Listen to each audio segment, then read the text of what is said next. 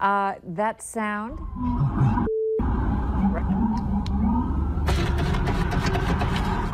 That sound right there was from gunshots in New York today after a motorist drove onto a busy bicycle path near the World Trade Center Memorial, striking several people. This video was taken by a former Jamestown, North Dakota woman, Harley Wilson, who is in Manhattan when the incident happened.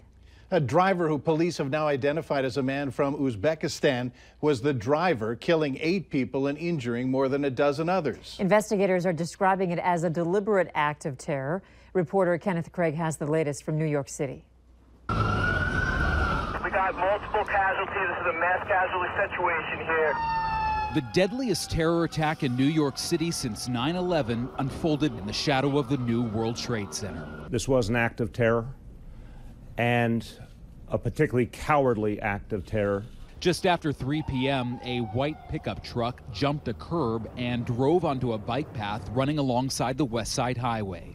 The vehicle continued south for several blocks, striking more than a dozen people.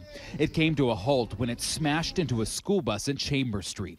The driver got out and started to walk across the roadway. Witnesses said he appeared to be heavily armed. I just saw him walking down the streets there with his gun in his hands. Police officers confronted the man. They shot him once in the abdomen. The weapons were not real.